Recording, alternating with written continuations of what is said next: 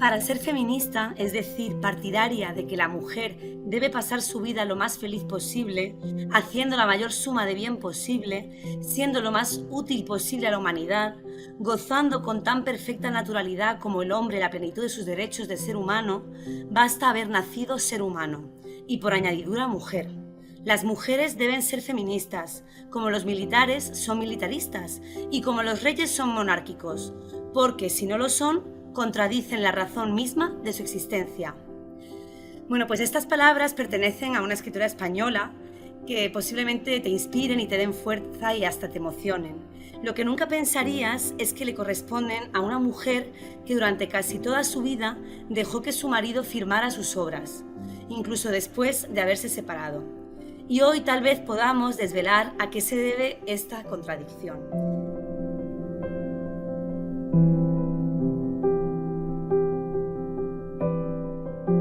Soy Cristina Linares, editora de Renacimiento, y hoy tendremos la oportunidad de hablar y de reflexionar sobre la figura de María Lejárraga.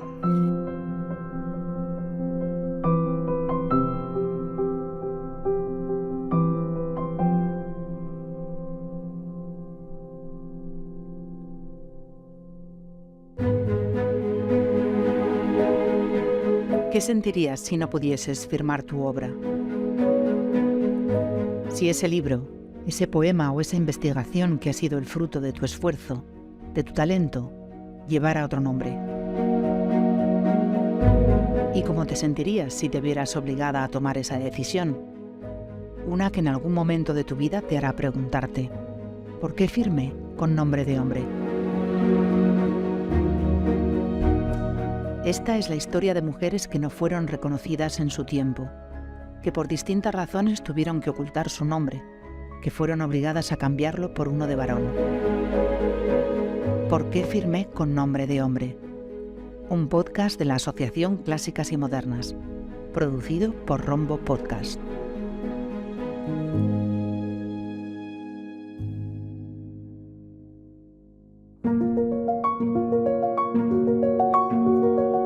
Es tan importante la figura de la protagonista de este episodio de hoy que hemos decidido hablar con dos personas que saben muchísimo sobre ella, sobre su vida, sobre su obra y sobre su legado. Por un lado, les presento a Rosa Montero, periodista y polifacética escritora, prolífica como María, que ya en 1995 publicó Historias de mujeres con la semblanza, entre otras, de María Lejárraga. Hola, Rosa. Hola Cristina, ¿qué tal? Encantada. Qué bonita la frase que has citado de María. Muchas gracias, ¿cómo estás? Es un placer tenerte aquí. Gracias, cariño. Y por otro lado, con nosotras también está Vanessa Monfort, dramaturga como María, directora teatral y novelista, autora de Firmado en Lejárraga y de La mujer sin nombre, ambas sobre la historia de María Lejárraga. Hola, Vanessa. ¿Qué tal, Cristina? Bueno, y nos falta presentarte a ti, que has hecho tanto por recuperar la obra de María. Exacto, sí, sí. Gracias por estar ahí publicando las obras de María. Gracias a vosotras por vuestra aportación, que también es mucho. Yo creo que todo suma, así que bueno, es un trabajo conjunto y también os doy la enhorabuena a las dos. Si os parece, empezamos con una muy breve semblanza de María Lejárraga para quienes nos escuchen, si no saben muy bien quién es esta figura oculta. Aunque bueno, es probable que ya os hayan visto a las dos en el maravilloso documental de Laura Ochman sobre sus cartas a las mujeres de España. Y bueno, muy brevemente para los despistados y las despistadas. María Lejárraga es una escritora de la Edad de Plata que llegó a vivir casi 100 años, desde 1874 hasta 1974, y que con 13 años comienza sus estudios en la Escuela de Comercio. Nació en La Rioja, pero se crió en Carabanchel y con tan solo 22 años ya consigue su primera plaza por oposición como maestra de escuela en Madrid, ¿no? En el año 96. Y es en el año 97 en el que conoce a su futuro marido, que es Gregorio Martínez Sierra, y se casan 2 años después, en 1900. ¿Qué más os puedo contar? 10 años después es cuando se publica Canción de cuna, que es una de sus obras más conocidas. Y ella en 1908, pide una excedencia para dedicarse exclusivamente a la escritura porque empieza a conocer pues ya muchísimo éxito, ¿no? Y se da un caso un tanto particular en su vida y es lo que vamos a profundizar ahora mismo y es que se trata de un matrimonio creador, ¿no? Los dos forman bajo el nombre de Gregorio, escribe María y firma Gregorio, o María escribe y usa el nombre de Gregorio a modo de apodo, de marca de la casa, y lo cual me recuerda mucho a la figura de Robert Capa. No sé bueno, imagino que conocéis al famoso fotógrafo de la Guerra Civil, pero claro, es que realmente se trata de una situación muy similar porque mm, Andre Friedman y su pareja Gerda Taro son los que fotografían, los dos conjuntamente hacen fotos de forma indistinta, pero utilizan un poco a modo de marca registrada, a modo de empresa, utilizan el seudónimo común de Robert Capa. Pero ¿qué ha ocurrido? Pues que las fotos hechas por Gerda Taro son atribuidas a Robert Capa, ¿no? Entonces me hace gracia porque nos encontramos ahí en una situación un poco similar. Entonces, bueno, quería comenzar preguntándoos cómo llegasteis vosotras a María Lejárraga. Pues yo ya ni me acuerdo porque, como bien dices, mi libro salió en el 95, que entonces pues no se hacían. Ahora, por fortuna, han cambiado mucho las cosas y ahora hay 20.000 libros de historias de mujeres desconocidas y tal, pero entonces pues casi no se hacían. Yo creo que le leí el libro de Antonina Rodrigo probablemente, porque a mí me encanta leer biografías y tal. Y me quedé fascinada con la historia, que entonces es que de verdad no se sabía nada. Si mi libro salió en el 95, pues supongo que yo lo vería esto en el 92 o 93. Y, y es que no se conocía en absoluto. Y esto que tú has dicho no solo es de Robert Capa, hay montones de casos en la historia, ¿no? Como Colette, de escritoras cuyo trabajo ha sido vampirizado por escritoras científicas de todo, ¿no? Que ha sido vampirizado por los hombres, pero en este caso es todavía más cruel que lo de Robert Capa, porque es que era el nombre de él directamente y además él iba fardando, ¿no? de escritor, aunque y todo el mundo creía que lo había escrito él, menos la gente más íntima, ¿no? Porque creo recordar que, por ejemplo, el apuntador del teatro, porque Gregorio Martínez Sierra, que era un gran gestor cultural, eso sí, sacaba dinero hasta de las piedras, sabía venderse muy bien, pues montó una compañía teatral, ¿no? Que es donde estrenaba sus obras vampirizadas, ¿no? Con gran éxito. Entonces, pues el apuntador del teatro pues dijo, todos sabíamos en el teatro que todas las obras las escribía María y que don Gregorio no escribía ni cartas a la familia, dijo el apuntador, ¿no? Pero salvo esos sitios verdaderamente próximos, ¿no? A la pareja, todo el mundo, él pasaba por ser el que escribía y además era un imbécil, ¿verdad? Un mentecato que alardeaba de ser absolutamente maravilloso, ¿no? Tengo por ahí una cita de él que es que era increíble, su pedantería, ¿no? Una cita de él diciendo, a ver si la encuentro porque la apunté por algún lado, que era alucinante. Bueno, dejo hablar a Vanessa y busco la cita mientras tanto. Muchas gracias. Cristina, yo es que además me acuerdo perfectamente el momento en que vino a mí María, vino por partida doble, por un lado por el libro de Rosa, pero por Rosa ella misma, porque estábamos cenando con otra amiga que acaba de venir de Francia, de París, y se había obsesionado con la figura de María, probablemente también fuera a través de Antonina y de unos libros que había encontrado en la Sorbona, que ahora mismo no recuerdo cuáles eran, pero el caso es que las junté por casualidad cenando en un restaurante italiano y empezaron a hablar de María. Entonces, Rosa había escrito el libro de mujeres, de parejas ilustres y curiosas de la literatura, y me acuerdo que como 2-3 meses después de aquello, curiosamente, llega una llamada del Centro Dramático Nacional, del director, entonces Ernesto Caballero, y me dice, mira Vanessa, estamos pensando en recuperar algunas figuras de la dramaturgia femenina de nuestro país y bueno, me dijo 3 nombres, dijo, hemos pensado para ti, ya que eres dramaturga y novelista y además también has estrenado óperas y demás, María Lejárraga, porque vas a entenderla desde sus diferentes puntos de vista, ¿no? Entonces es curioso porque yo dije, mira, otra vez la Lejárraga, entonces me puse a, sí, sí, me puse a documentarme. Bueno, contacté con la familia, contacté con Antonina, hablé con Rosa y me fui a buscar a la persona por la cual tenemos a María Lejárraga hoy, que es Patricia O'Connor. Yo en ese momento estaba viviendo entre Madrid y Nueva York, una beca de Columbia, y entonces me pude reunir tanto con ella, con Patricia, que es quien saca la figura a la luz de María y que es la última persona que la entrevista en vida.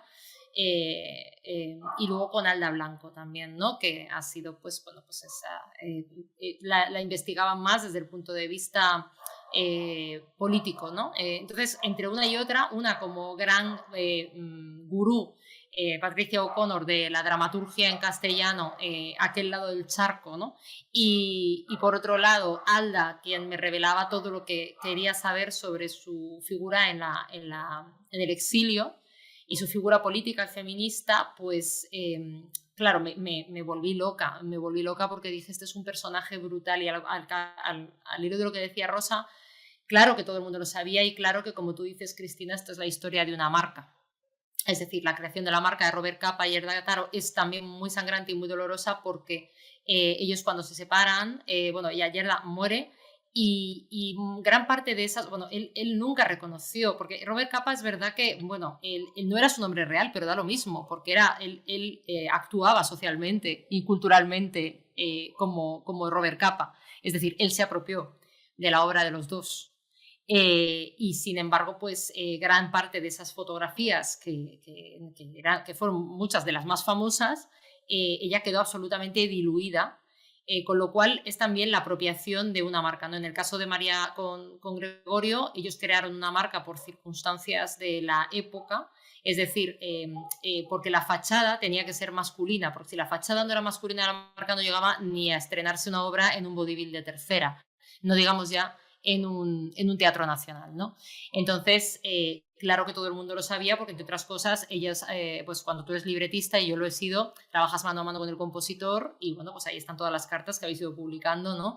Donde pues Turina, Falla, hablan de cómo, de la parte que están trabajando juntos, de cómo lo han trabajado juntos, de cómo van los ensayos. Ayala lo sabía, es decir, todo el mundo, Juan Ramón lo sabía, ¿no?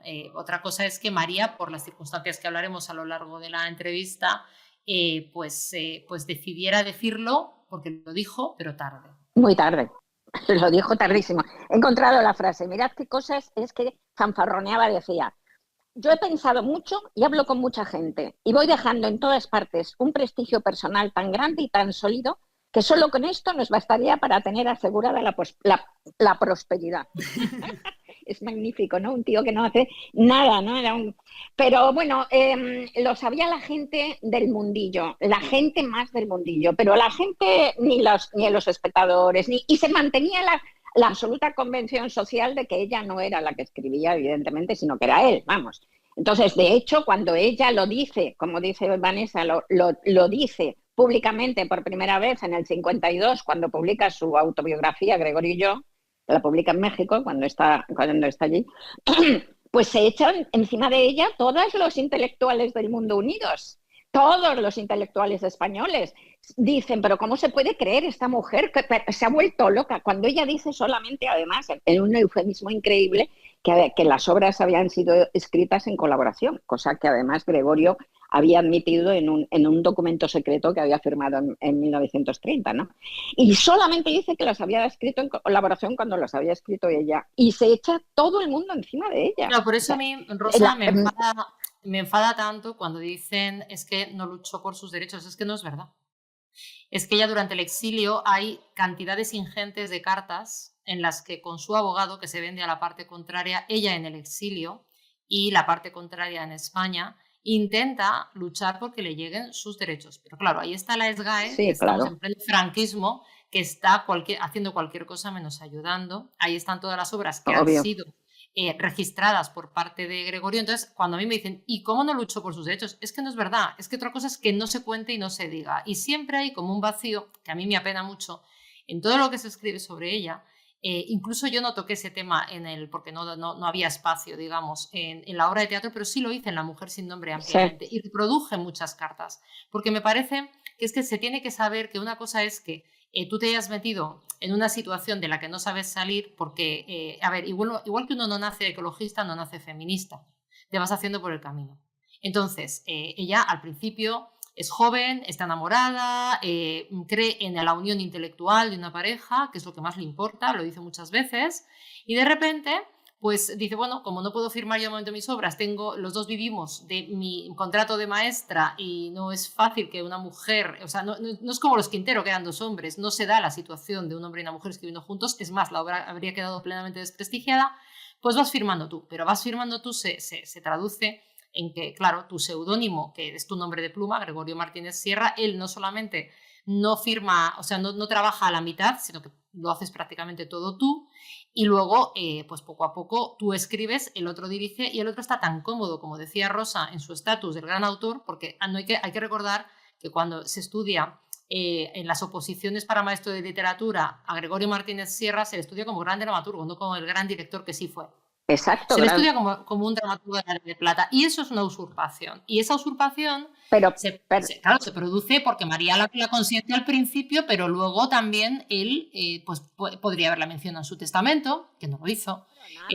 Podía, en fin, podía no haber sido al exilio y haber podido luchar más por sus derechos, pero como exiliada, roja y no habiendo firmado nada, pues lo tenía un poco complicado para recuperar sus derechos. Sí, él se va al exilio también, se marcha y no le deja de mandarle, vamos, sus derechos, y ella casi se muere de hambre, ¿no? Es decir, hasta que los amigos de ella le encuentran y le obligan a pagarle algo, pero vamos, en todos los sentidos fatal, ¿no? Aquí el tema es que de esos derechos, como dices tú, Rosa, de esos derechos, él pagaba como si a mí me pagaban un encargo y no recibo el 10% de taquilla, o por lo menos el 5% si hubiéramos sido coautores de la taquilla. Obvio. Es que ella cobraba de la compañía Martínez Sierra, que se estrenaba, como decías, en el Teatro Eslava, ella recibía solamente un dinero por un encargo, por ejemplo, por El amor brujo, pero no de los derechos de autor de ninguna de sus obras. No, pero, bueno, y luego lo que ha durado todo esto, porque es lo que decíamos, cuando García hace la película sobre la canción de cuna, le da los derechos de las cartelas de la película, es Gregorio Martínez Sierra, y es ayer, claro. ¿No? O sea, que es que sigue, cuesta muchísimo arrancar eso, ¿no? Y luego es curioso porque ella publicó un libro con su nombre antes de casarse, que era un libro de cuentos de niños. Y entonces luego fue el único que publicó, ¿no? Y yo creo, fíjate, que creo que interviene ahí también en ese silencio, porque en la época en España era horrible, ¿no? En los años 20, por ejemplo, se intentó celebrar en España un congreso de una de las asociaciones internacionales por el sufragio femenino y no se pudo celebrar porque la derechona reaccionaria lo impidió, ¿no? Y cosas así. Y se escribía en la prensa y en libros diciendo que las mujeres sufragistas había que meterlas en manicomio, cosas que hacían, ¿no? O sea, el entorno era terrible, pero aún así había mujeres que escribían con su nombre, ¿no? Entonces, yo creo que en ella son como trampas, ¿no? Que se cierran en torno a alguien y que tienen muchas aristas, ¿no? Una de ellas, desde luego, es ese entorno terrible.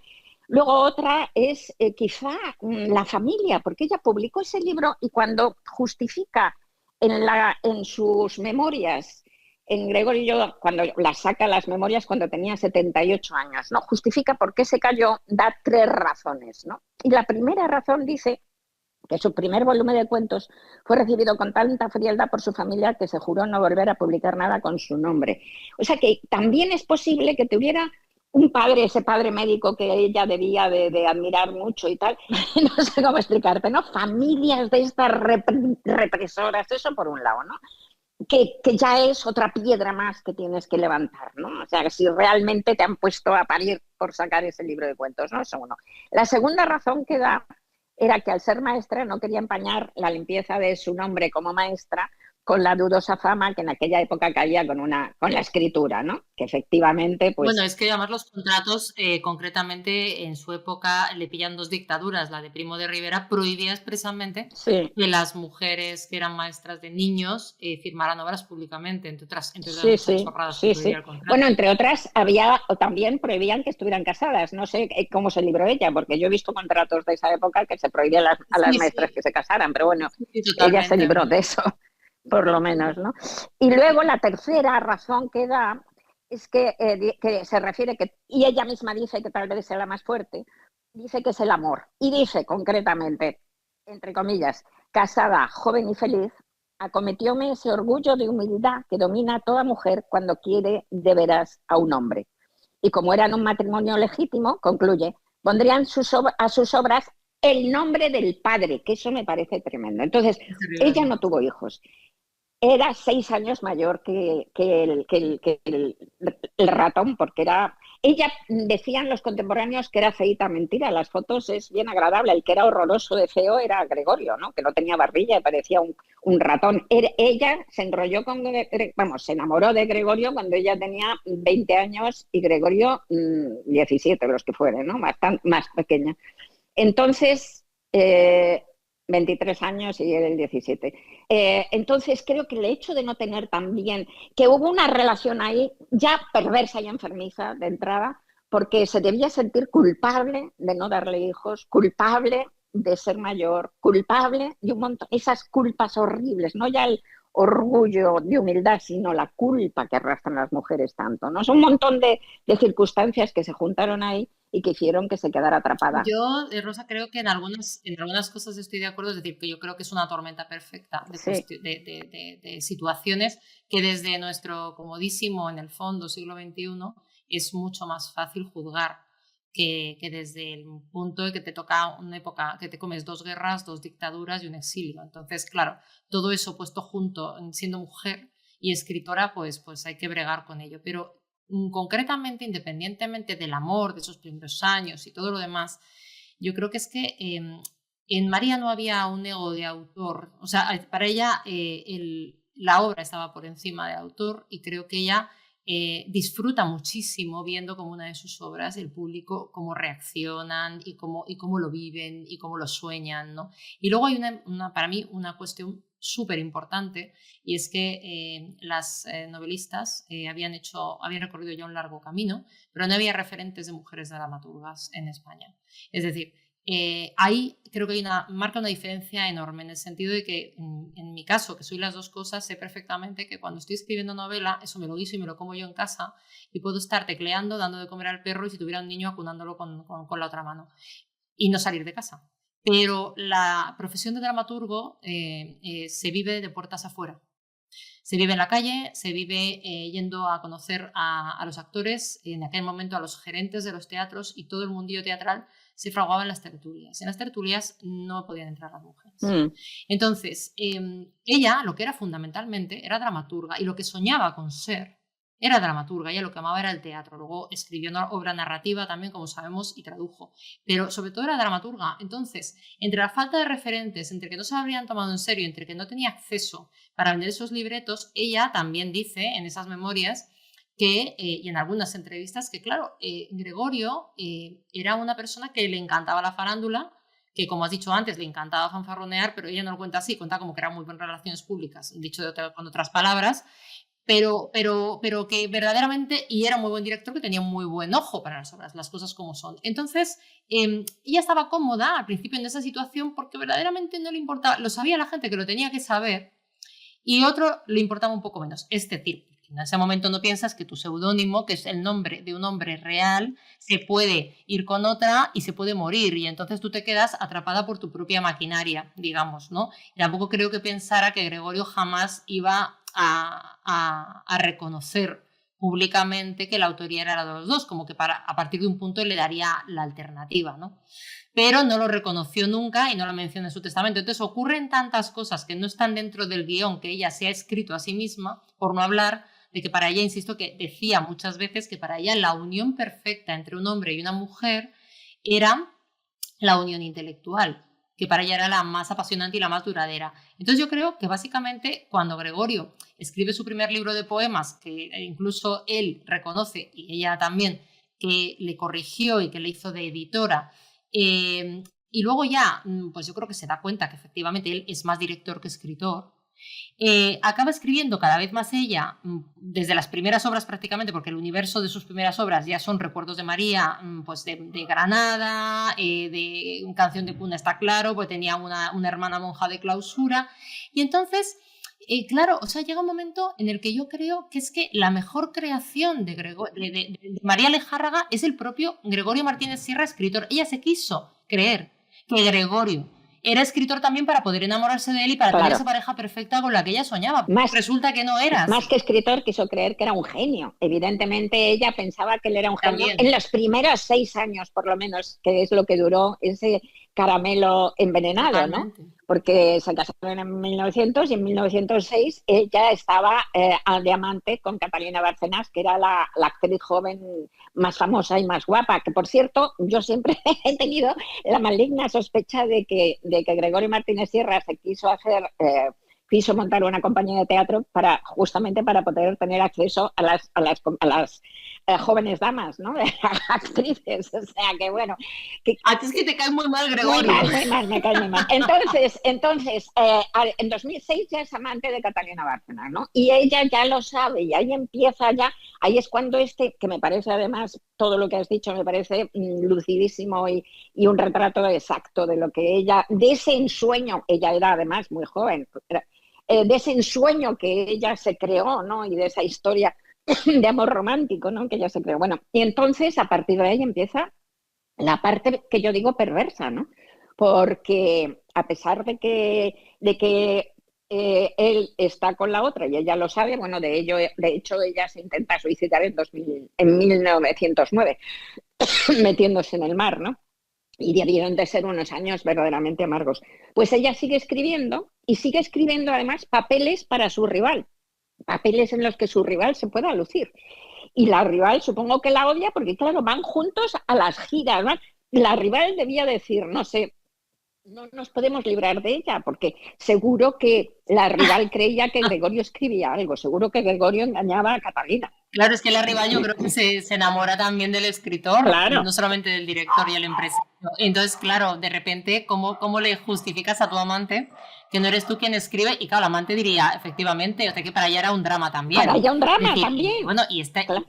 ¿Qué hace aquí esta señora? Claro, por decir, pero esta mujer, ¿por qué no se separa del todo de ella? Es verdad que hay una época en la que ella deja de escribir para él, cuando él... en la época, como pasó con María Guerrero, que tiene un caso parecido, bueno, de hecho, el marido de María Guerrero tiene el primer hijo con Catalina Bárcenas. Sí. O sea, quiero decir que las dos Marías estaban unidas por ese drama, por esa mujer.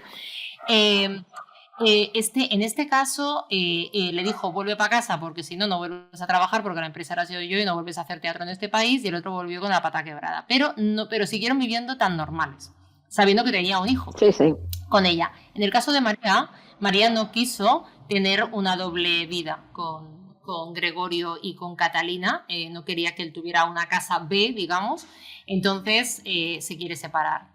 Esa primera etapa en la que se separa María, hay cartas entre ellos en las que él le dice, bueno, como no quieres escribir, estoy probando a escribir con Marquina y estoy probando a escribir con no sé quién, incluso le estoy perdiendo el miedo a los diálogos y se supone que ya ha ganado el Premio Nacional de Dramaturgia, pero bueno, el caso es que ella sí deja de escribir, pero es que yo creo que se da cuenta que todos están atrapados por la firma. Es decir, Gregorio no puede seguir escribiendo sin ella porque evidentemente ahí va a haber alguien que va a querer firmar, en este caso Marquina.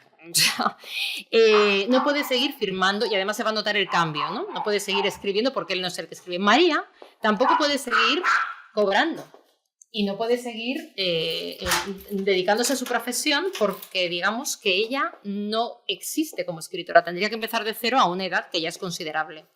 Y Catalina, que no las ve venir de momento por ningún lado, no sabe que está atrapada por la relación de autoría, de Claro, coautoría en sí, las sí, obras de sí. estos dos. No debía de ser. Entonces, claro, tienen un trío montado que en realidad no pueden deshacer Es un delirio. por la marca. Y no lo deshacen durante montones de años, porque es que siguen viviendo juntos, de hecho, de alguna manera, ¿no? Oficialmente hasta 1922, que es cuando tienen un hijo ya, Catalina Bárcena y Gregorio, ¿no? Entonces ahí ya es la separación oficial, ¿no? Digamos, ¿no? Sí, que es cuando ya se va a vivir a Niza porque no lo puede soportar y tiene una depresión de tremendo. Pero le sigue escribiendo textos, es que es alucinante. Es que es alucinante. Claro, pero Rosa le sigue escribiendo porque se da cuenta de que de la otra manera no puede seguir escribiendo. Pero pasan años, ¿eh? O sea, pasan como un par de años. De hecho, escribe Sortilegio y poco después ya no escribe más. Sí, sí. Porque ahí para mí hay dos Marías. La primera, que es cuando empieza, es cuando está rodeada de los prohombres de la literatura y donde está produciendo mucho hasta el año 30, que escribe Sortilegio, pero es que luego cuando se va a Niza, no vuelve a Niza hasta que es reclamada políticamente por Fernando de los Ríos. Sí, y entonces empieza otra época en la que se rodea de las grandes mujeres políticas de la época. O sea que ahí ya es que tampoco escribe mucho más para él. No, y luego desde ese momento. Tiene esa parte maravillosa que empieza a recuperar su voz, ¿no? Que es su voz real, su voz política, cuando se convierte en una de las primeras diputadas, además, ¿no? Empieza a hacer su labor en la República. Y tiene, pues sí, ahí ya ella habla por sí misma, ¿no? Que es maravilloso. Claro, para empezar, escribe sus discursos y los lanza desde una mesa si hace falta subirse a ella, ¿no? O sea, efectivamente. Y ya firma con su nombre, claro. Pero antes es lo más perverso de todo y lo que más me fascina es que antes, desde 1917, empieza a escribir textos feministas, discursos feministas, conferencias feministas y se las hace decir a Gregorio. No me digas que eso no es maravillosamente perversa. O sea, ¿no? Por ejemplo, le hace decir a Gregorio por qué callan las mujeres, ¿no? Hay un parlamento de una conferencia que dice Gregorio en donde dice por qué callan las mujeres. Es alucinante, ¿no? O sea, es que es verdaderamente... Pero si te das cuenta, Rosa, eso también se puede concebir como una herramienta, ¿eh? Porque no es lo mismo en esa época que lo diga una mujer a que lo diga un hombre. O sea, si lo decía un hombre estaba más justificado. Obvio. Y una venganza, ¿eh? Se escuchaba más. Es una jugada muy inteligente, ¿no? Esa iba a ser mi siguiente pregunta, porque claro, podemos ver a María Lejárraga como una víctima de su propia creación, o en el caso de su obra feminista, ¿no? Ella publica en libro en 1914 Cartas a las mujeres de España, luego Feminismo y Feminidad, que por cierto vamos a publicar ahora en septiembre, y luego las nuevas Cartas a las mujeres de España, y son sus artículos periodísticos, sus ensayos de temas de distinta índole, siempre con una carga feminista muy, muy fuerte, casi panfletaria, ¿no? Entonces, el hecho de hacer que lo firme Gregorio es el garantizar que van a hacerle caso, ¿no? No dejo de pensar en el famoso ensayo de Joanna Russ, ¿cómo era? Un ensayo en el que analiza todas las veces que se ha acusado a las mujeres o de no haber escrito un libro o de haber sido la musa, o bueno, sí lo escribió, pero porque tuvo en ese momento una inspiración que le provino de un hombre, sí lo escribió pero no lo hubiera debido escribir, cómo acabar con la escritura de las mujeres se titula, ¿no? Y es un poco lo que se ve perfectamente en las reseñas que salen en la época, en 1914, de Cartas a las mujeres de España, donde alaban esta obra precisamente porque no es un texto feminista escrito por una feminista loca, sino por un hombre, que entonces tiene como de repente todo el peso del mundo, toda la integridad, toda la entereza y toda la sabiduría. Sin duda, pero también yo creo que hay una venganza. También creo que hay una venganza. Hombre, la venganza también era contra Catalina, porque en realidad los papeles que ella decía muchas veces, dice Catalina, como no se da cuenta que cumple años, dice muy malévolamente ella en algún momento, dice siempre se va a quedar con el papel de la jovencita, que es el menos interesante, y al final se queda con el papel y le hace decir en el escenario cosas que en realidad son muy perniciosas para la propia Catalina. O sea, que quiero decir que Qué ella bueno, sí. también no da puntadas sin hilo. O sea, que quiero decir... No, por supuesto. Entonces, en obras también hay como venganza en obras, ¿no? La profesora Alda Blanco, que te he referido antes a ella, que también es grande, lo cuenta, ¿no? De los personajes, por ejemplo, de su obra no le sirven las virtudes de su madre, ¿no? En donde Esa hace es decir a los maravillosa, esa obra personajes, es... claro, que es del 39, ¿no? Una obra del 39, sí, sí. Entonces, ahí es una obra en donde se venga y le dice, le dicen al personaje masculino, tú te aprovechaste de ella, tú le quitaste todo su mérito, su prestigio, quién se ha retirado, ¿no? Para dejarte a ti toda la gloria, sino ella y tal y cual. O sea, que realmente Hombre, hay es que hay argumentos de un profesor que se queda con la propiedad intelectual de una alumna. Pues eso, O fíjate. sea, quiero decir, ella tiene argumentos aparte de tríos amorosos donde cuenta su historia. Precisamente os quería preguntar, pues eso, por cuáles son vuestras obras favoritas de María Lejárraga. Pues a mí lo que más me gusta es la parte biográfica. A mí me encanta de teatro, o sea, bueno, por supuesto Gregorio y yo y Una mujer por caminos de España me parece que están escritas con las vísceras, con el corazón, con la nostalgia, con el respeto, o sea, me parece que como narradora ahí ella brilla, es una cosa increíble, pero en su obra dramatúrgica, esa recopilación de Fiesta en el Olimpo, que es la última, tiene un par de obras, bueno, sobre todo concretamente La matriarca, donde yo creo que ella se desnuda.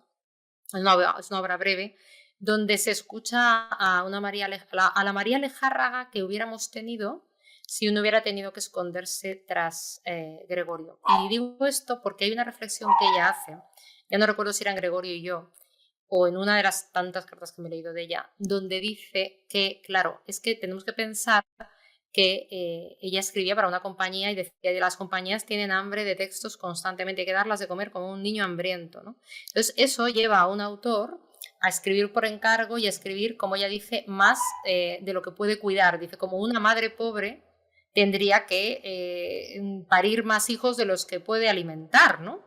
Entonces, esta es la primera circunstancia por la cual ella tiene que escribir mucha obra en poco tiempo, además de las traducciones de clásicos que tenemos gracias a ella y que le pedía a Gregorio constantemente, y las traducciones de sus propias obras que se estrenaban en todo el mundo. Entonces, María Lejárraga no paraba de escribir, o sea, era muy prolífica. Pero además de estas obras que escribía para la compañía, hay un momento que dice, y además tenían que tener el tono de quien iba a firmarlas. Es decir, el gusto por el teatro modernista de Martínez Sierra era un condicionante para la obra dramatúrgica.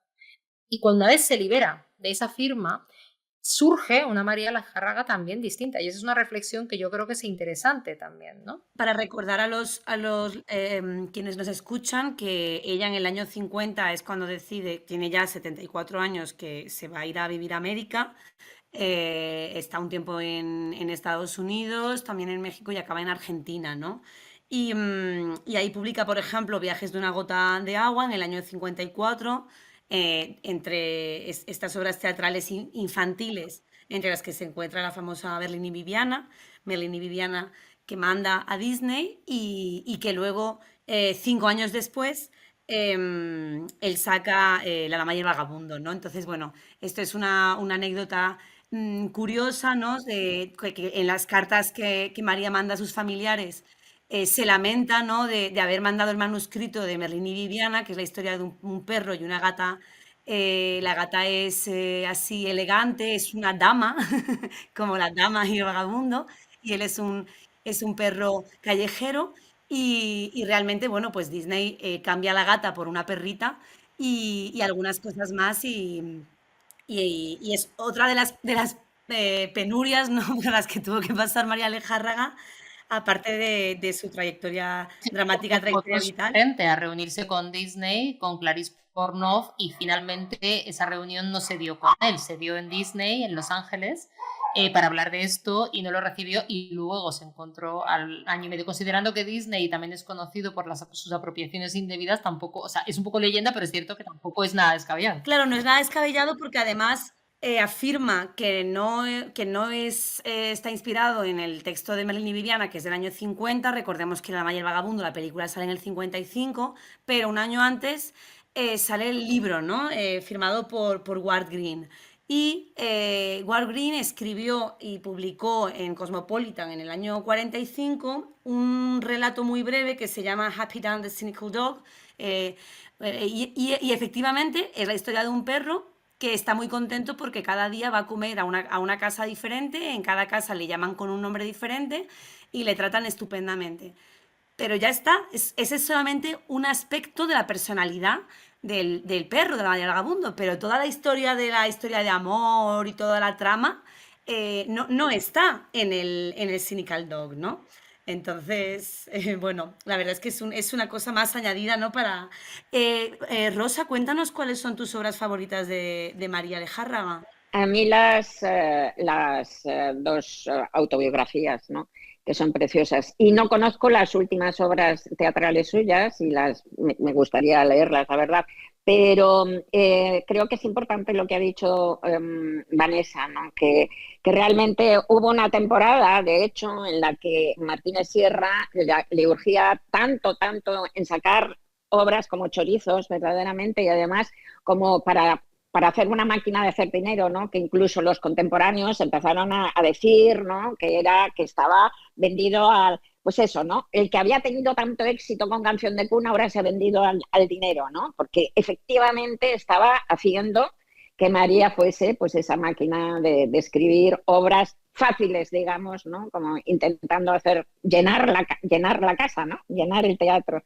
Y eso yo creo que también es una cosa a tener en cuenta a la hora de juzgar su trabajo, ¿no? Que lo que ha dicho muy bien Vanessa, ¿no? En qué circunstancias estuvo hecho parte de ese trabajo. O sea que hay que centrarse en el trabajo en el que ella... Hombre, sobre todo Rosa, porque digo Rosa que sobre todo si se critica la obra es como decir, es que criticó 2 películas de Woody Allen, dices, bueno, ya vale, pero ¿cuántas Claro. películas tiene? Es que voy a criticar Exacto, sí. De 90 obras que tiene esta señora, que algunas estuvieran escritas un poco en serie para el público, pero es que tenía una compañía. Sí, sí. Es que escribía por encargo y escribía pensando en quién lo iba a firmar también. Sí, por eso, sí. Bueno, pues Rosa, estaré encantada de mandarte un ejemplar de Tragedia de la Perra Vida, que es la obra teatral que escribe ya en Argentina y que además pudo ser ya publicada. Ella firmaba ya después estas obras en el exilio, las publica como María Martínez Sierra, pero las estamos recuperando con su firma de soltera, como María Lejárraga, como una especie como de justicia poética. Muy bien. Y me gustaría también recordar pues otras facetas, ¿no? de María, porque es que, claro, no fue solamente dramaturga y feminista y política, fue diputada para Cortes por Granada, sino claro, es que nos deja, como habéis dicho muy bien, una obra ingente, maravillosa, pero fue una traductora excepcional también. Pero claro, nos encontramos también con revistas que saca con Juan Ramón Jiménez, la editorial Renacimiento. A mí me hace mucha ilusión porque, irónicamente, casualmente, estoy al frente de Renacimiento, que mi padre creó hace 45 años, en honor a la editorial Renacimiento de María y de Gregorio, ¿no? Entonces, también ahí hay una labor editorial maravillosa, publicando libros tan importantes como Platero y yo, etcétera, y también me parece importante reivindicar, ¿no? a una María tan poliédrica. Sí, yo creo que en la editorial y en las revistas tuvo algo más de acción Gregorio, que era pues es un gran gestor y muy vendedor, ¿no? Para conseguir apoyos, para conseguir firmas, aunque claro, en las revistas ella era la que corregía, llevaba las cuentas, en fin, pero creo que así como en la escritura, creo que Gregorio no estaba en nada, en estos otros trabajos pues probablemente intervino. Y luego están los libretos del Amor Brujo, del Sombrero de 3 picos y zarzuelas, un montón de zarzuelas, libretos de zarzuelas, como por ejemplo las golondrinas. Que es una belleza, o sea, claro, de Usandizaga, ¿no? Que es una zarzuela conocidísima. O sea que... Los 3 sombreros de pico también. Tremenda, es una mujer tremenda. Y que a los 70... Picos, perdón. Sí, y que a los 74... Sí. Que a los 74 años se fuera a hacer las Américas, es que qué modelo de mujer, ¿no? Qué tren, qué locomotora, qué vida. Bueno, además dice que ha vuelto a vivir, o sea que es una cosa alucinante, ¿no? Sí. O sea, es... Sí. Y se la ve en Sí, los sí. pasaportes como una abuelita, ¿no? Yo creo que era una fuerza de la naturaleza, una mujer que se muere traduciendo y leyendo a Tirano Banderas, es que ya te da una actitud ante la vida, ¿no? Que era una grandísima intelectual y que luego además como feminista no se le puede poner un pero, o sea, me parece que ella que estuvo en todo el debate del voto femenino, bueno, fue una de las fundadoras del Lyceum Club y por supuesto de la Cívica, ¿no? Donde se daba a mujeres desempleadas todo tipo de talleres de oratoria, de política, o sea, quiero decir, hizo tanto por el mundo de la mujer que a mí me sorprende mucho cuando escucho, pues vaya feminista, porque en realidad firmó hasta con su apellido de casada hasta que se murió, pero vamos a ver, alma de cántaro. Si esta mujer, su nombre de pluma era Martínez Sierra, no te vas a poner a los 80 o a los 75 años María Lejárraga, que no sabe ni San Pedro quién es, para nacer de nuevo como escritora e irte a llamar a la puerta de un gerente en Los Ángeles o en Nueva York o donde tus obras han triunfado, que es donde ella se exilió y por donde fue de gira, porque lo que quería, entre otras cosas, era sobrevivir. Pero como en esta época en la que vivimos, insisto, desde nuestro cómodo siglo XX, donde no hay guerras mundiales, donde no hay exilios para los españoles, pues no pensamos en el concepto de supervivencia, que también existía, pero esto que lo tenemos en el siglo pasado, pues entonces no se puede criticar, sobre todo a una mujer, que es que, o sea, cuando tú eres una mujer por Caminos de España, te das cuenta de la labor de propaganda feminista que hizo esta mujer. No, completamente. Cómo cogía y le decía a los maridos, los engañaba. ¿Dónde están las mujeres? Es que no hacen lo que vosotros queréis. ¿Por qué no vienen a los mítines? Ay, porque no les gusta. Pues si fuera mi mujer, yo la traería aunque fuera rastra. Si una vez las tenía dentro del meeting, decía, señoras, son más que ellos en este pueblo y tenemos el voto. Que vamos, quiero decir que se hacía... No, era tremenda. Sí, yo creo que, bueno, María Lejárraga fue una mujer compleja, maravillosa, que nos ha dejado una obra amplísima. Creo que es desde el año 2017, si no me equivoco, que me parece que ya hay un acuerdo para que haya oficialmente coautoría, ¿no? entre los herederos de Gregorio y los de María. También ocurre así con los de Falla. Y entonces, bueno, desde Renacimiento vamos a seguir publicando la obra de María Lejárraga porque nos parece que es necesario que esté al alcance del público en las librerías. Me encantaría que volviera a estar en cartelera en los teatros firmado Lejárraga, Vanessa, porque me apasionó. En ello estamos, que se acaban de recuperar los derechos. Así que esperamos que se pueda girar esta vez. Es una maravilla de obra y la novela también es una maravilla, la novela de Vanessa. La recomiendo vivamente. Así que nada, me parece que es una noticia fantástica el anunciar que vamos a poder disfrutar de Firmado Lejárraga en el futuro y de más obra de María Lejárraga también próximamente. Y os animo, bueno, a seguir descubriendo los demás capítulos del podcast de Por qué firmé con nombre de hombre, ¿no? Donde encontraremos también otras figuras como a Carmen de Burgos o Mariluz Morales, etcétera, que también son igual de fascinantes que María. Muchísimas gracias, Vanessa. Muchísimas gracias, Rosa. Gracias a ti, guapa. Muchísimas gracias, Cristina. Bueno, pues agradecemos a Rosa Montero y a Vanessa Monfort por ayudarnos a comprender más sobre la vida y obra de María Lejárraga. Yo soy Cristina Linares y esto fue ¿Por qué firmé con nombre de hombre? Un podcast de Clásicas y Modernas, Asociación por la Igualdad de Mujeres y Hombres en la Cultura y una producción de Rombo Podcast. Muchas gracias.